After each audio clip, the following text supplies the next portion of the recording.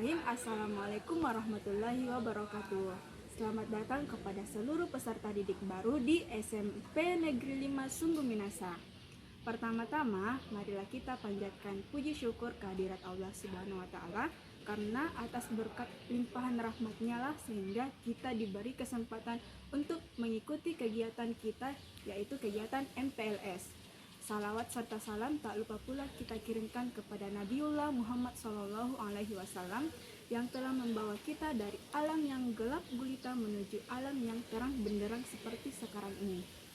Nah, walaupun pada kegiatan MPLS atau masa pengenalan lingkungan sekolah sedikit berbeda dari tahun sebelumnya, Ibu harap ini tidak mengurangi semangat kalian dalam mengikuti kegiatan ini. Baik, sebelum kita masuk ke materi, alangkah lebih baiknya jika Ibu memperkenalkan diri terlebih dahulu.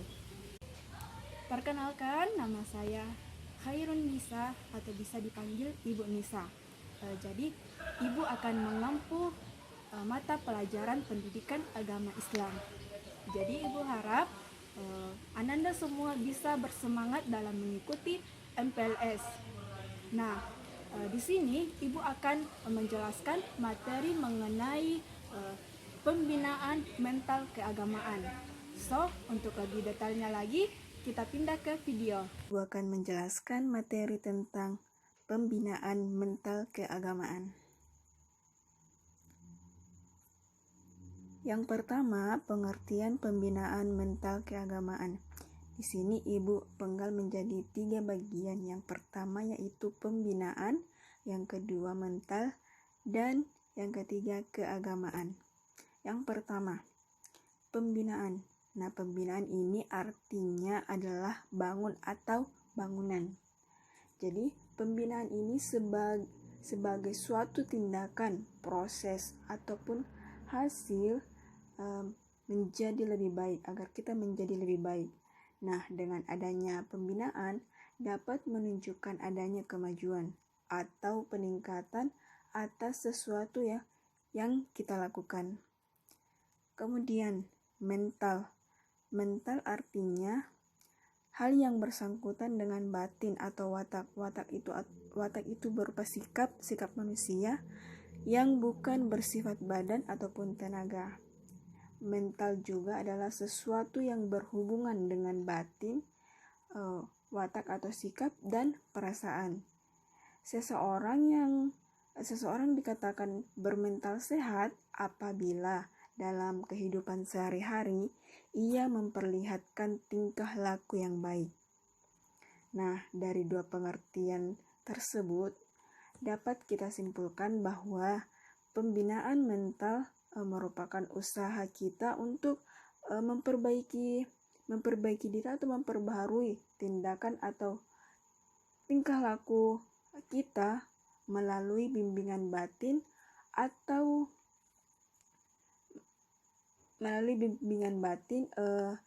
agar kita memiliki kepribadian yang sehat. Kepribadian yang sehat, akhlak yang terpuji, dan bertanggung jawab dalam menjalani kehidupan, sehingga kita bisa beradaptasi ataupun menyesuaikan diri dengan lingkungan. Kemudian yang ketiga yaitu keagamaan. Keagamaan artinya segenap kepercayaan kita kepada Tuhan. Oke, lanjut. Baik, kita pindah ke slide selanjutnya.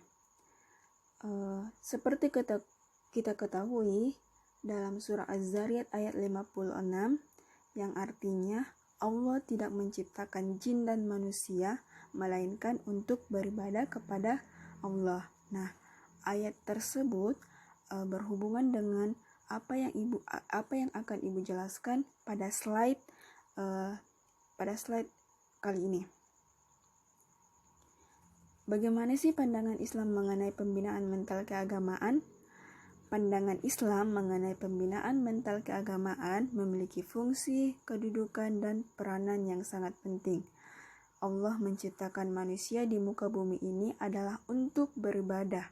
Dalam arti luas, yaitu ibadah yang mencakup seluruh aspek baik yang bersifat jasmani, rohani, akhlak, amal soleh, dan lain sebagainya. Jadi, perlu kita ketahui bahwa maksud dan tujuan ibadah dalam Islam tidak hanya menyangkut hablum minallah atau hubungan dengan Allah, tetapi juga menyangkut hablum minan nas, hablun al-nafs, dan hablum minal alam, yaitu hubungan dengan sesama manusia, dengan diri sendiri, dan dengan alam semesta.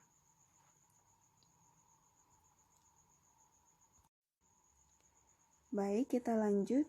Jadi, dapat ditarik kesimpulan bahwa yang dimaksud dengan pembinaan mental keagamaan adalah pembinaan mental yang bersifat islami. Yang seperti apa itu yang bersifat islami? Jadi, pembinaan yang islami itu merupakan upaya untuk menyempurnakan watak atau perilaku dan batin seseorang dan melalui pendekatan-pendekatan yang ada dalam Al-Quran dan hadis, agar kita memiliki mental yang sehat dan dapat beradaptasi dengan lingkungan serta dapat mengendalikan sikap, watak, dan kepribadian. Selanjutnya, pendidikan agama adalah unsur terpenting dalam pendidikan moral dan pembinaan mental. Pendidikan moral yang paling baik sebenarnya terdapat dalam agama, karena nilai-nilai moral yang dapat dipenuhi dengan kesadaran diri sendiri dan penghayatan tinggi tanpa ada unsur paksaan dari luar, datangnya dari keyakinan beragama. Oleh karena itu, keyakinan itu harus dipupuk dan ditanamkan sejak kecil, sejak dini, sehingga hal tersebut menjadi bagian yang tidak terpisahkan dari kepribadian anak sampai dewasa nanti.